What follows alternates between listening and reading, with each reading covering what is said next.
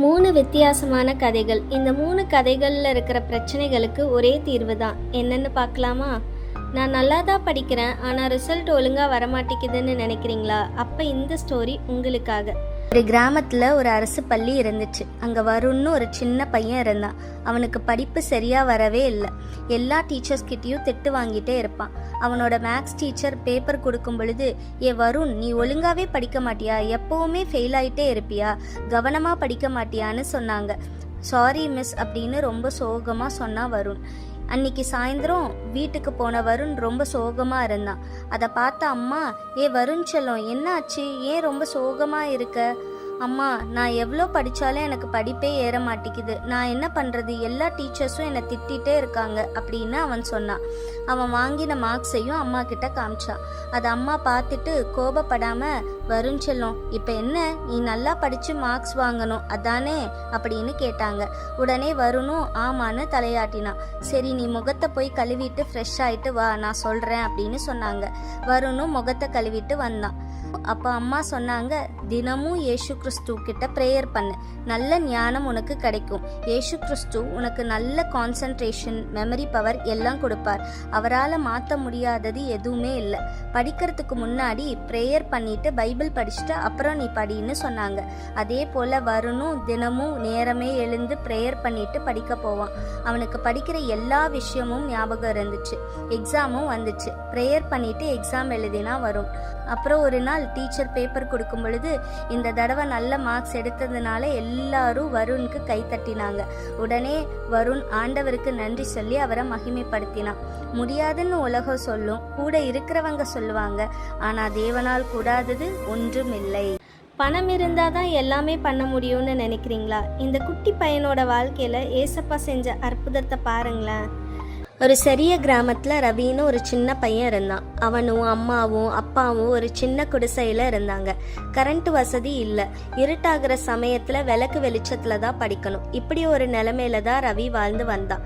வீட்டுக்கு வெளியே உட்காரும் பொழுது தூரத்தில் நகரத்தில் இருக்கிற வெளிச்சத்தை பார்த்து ரசிப்பான். மற்றவங்களுக்கு அது வெளிச்சமாக இருக்கும், ஆனால் ரவிக்கு அது ஒரு பெரிய கனவு. நல்லா படித்து பெரிய ஆளாயிட்டு நம்ம வீட்டுக்கு மின்சாரம் கொண்டு வரணும்னு நினச்சான்.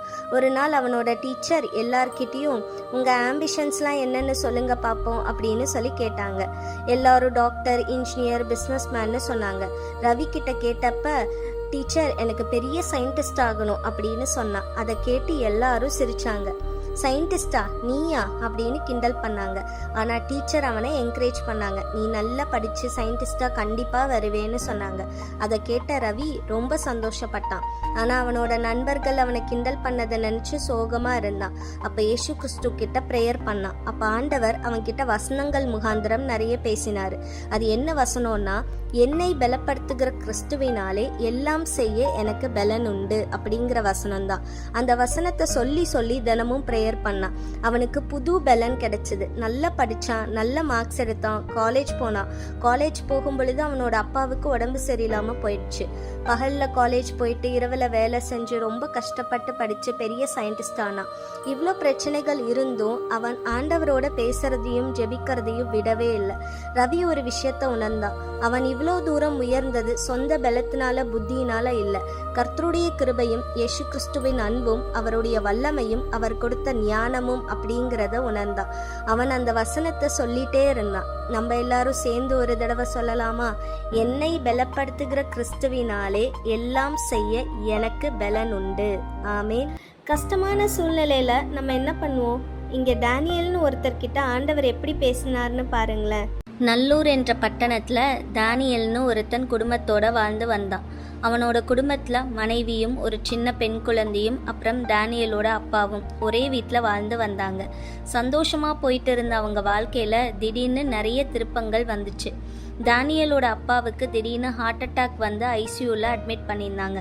அப்போ டாக்டர் டேனியல்கிட்ட, சர்ஜரி பண்ணாதான் அப்பாவை காப்பாற்ற முடியும், சர்ஜரிக்கு 5 லட்சம் தேவைப்படும்னு சொன்னார். இது வரைக்கும் சேர்த்து வச்ச அமௌண்ட் அப்புறம் கையில் இருந்த அமௌண்ட்னு எல்லாமே எடுத்துகிட்டு வந்து ஹாஸ்பிட்டலில் பே பண்ணாங்க. சர்ஜரியும் நல்லபடியாக முடிஞ்சது. எல்லோரும் வீட்டுக்கு போனாங்க. டேனியலோட அப்பா டேனியல் கிட்ட, நான் உன்னை ரொம்ப கஷ்டப்படுத்துறேனாடா தம்பி அப்படின்னு சொல்லி கேட்டாரு. அப்போ டேனியல், அதெல்லாம் இல்லைப்பா, நீங்கள் நல்லா ரெஸ்ட் எடுங்கன்னு சொன்னான். அதிக நாள் லீவ் எடுத்ததுனால டேனியலை இனிமே வேலைக்கு வர வேணான்னு சொல்லிட்டாங்க. மனசு உடைஞ்சு போய் வீட்டுக்கு வந்தான் டேனியல். மனைவி கிட்டேயும் விஷயத்த சொன்னான். அப்போ அவனுக்கு ரொம்ப கஷ்டமா இருந்ததுனால கொஞ்சம் தனியா பார்க்கு போய் நடந்துட்டு வரலாம்னு போனான். அப்போ ஒரு இடத்துல உட்கார்ந்துட்டு இருந்தப்போ டேனியல் கிட்ட ஆண்டவர் பேசினார். டேனியல், உனக்கு கஷ்டம் வரும்போது என்கிட்ட வரணும்னோ என்கிட்ட பேசணும்னோ உனக்கு தோணவே இல்லைல்ல, என்னை மறந்துட்டியா டேனியல் அப்படின்னு கேட்ட போல இருந்துச்சு. உடனே டேனியல் வீட்டுக்கு போனான். எல்லோரும் முழங்கால் படியிட்டு ஜெபிச்சாங்க. அப்பா, நாங்கள் எல்லோரும் உங்களை விட்டு உங்களுடைய பிரசன்னத்தை விட்டு தூரம் போனதுக்காக எங்களை மன்னிச்சிடுங்க. இனி எந்த சூழ்நிலையிலும் உங்களுடைய அன்பை விட்டு விலகி போக மாட்டோம் அப்படின்னு மனசார ஜெபம் பண்ணான். அந்த ஜெபம் பரலோகம் கேட்டுச்சு. கொஞ்சம் கொஞ்சமா டேனியலோட பிரச்சனைகள் மாற ஆரம்பிச்சது. நல்ல வேலை கிடைச்சது. ஒவ்வொரு நாளும் டேனியலும் குடும்பமும் கர்த்தருக்கு நன்றி சொன்னாங்க. அதனால எந்த சூழ்நிலையிலும் நம்ம கர்த்தரை விடாம இருப்போம். இந்த 3 பேரோட லைஃப்பில் நடந்த மாதிரி உங்கள் லைஃப்லேயும் மிராக்கிள் நடக்கணும்னு நினைக்கிறீங்களா? கண்டிப்பாக நடக்கும். அதுக்கு விசுவாசத்தோடு கூடிய ஜெபம் தேவை. விசுவாசிச்சா தேவனுடைய மகிமையை கண்டிப்பாக பார்க்க முடியும்.